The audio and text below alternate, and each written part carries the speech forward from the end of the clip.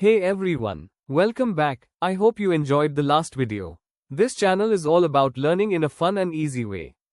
Every video we make includes images to help you understand and imagine better. Today's topic is really interesting: abiogenesis versus biogenesis, how life began and how it continues. Let's dive in. Do you know what people believed before the microscope was discovered? Here comes the theory of abiogenesis.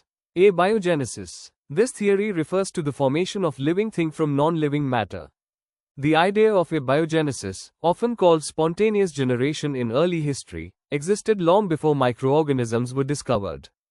People once believed that life could arise from non-living things, like mice coming from grain, flies from rotting meat, frogs from mud. This belief was based on observations without scientific tools, since microorganisms weren't discovered until the invention of the microscope in the 17th century.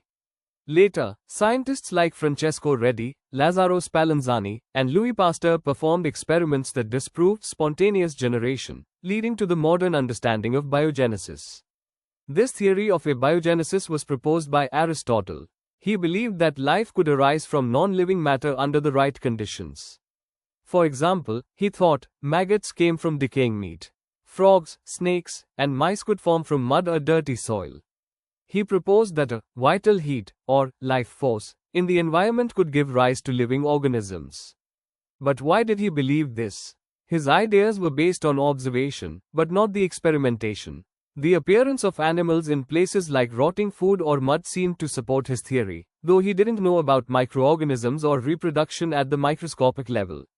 Aristotle's theory was widely accepted for over 1,000 years until scientists like Redi and Pasteur proved it wrong with experiments, and disproved the theory of abiogenesis.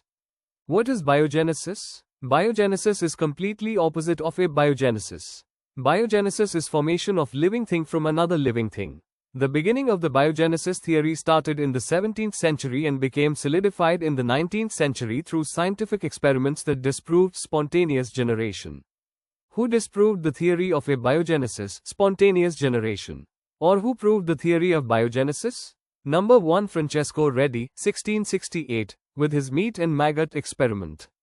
Number 2, Lazzaro Spallanzani, 1765, with his experiment he proved microbes come from the air, not from the broth itself.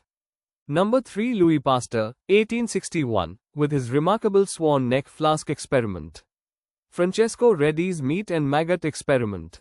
Redi used 3 jars, each containing piece fresh raw meat. In jar 1, the lid was left open, allowing flies to freely land on the meat. Jar 2 was completely sealed with a lid, so no flies could get inside. Jar 3 was covered with a fine cloth or gauze. Air could enter, but flies couldn't reach the meat. It was concluded by Redi's experiment that maggots come from fly eggs, not from the meat itself. Life comes from life, not spontaneously from non-living matter. This was one of the first major experimental blows to spontaneous generation.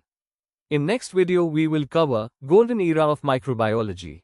For more exciting topics, you can subscribe this channel. Thank you for watching, hope you like it.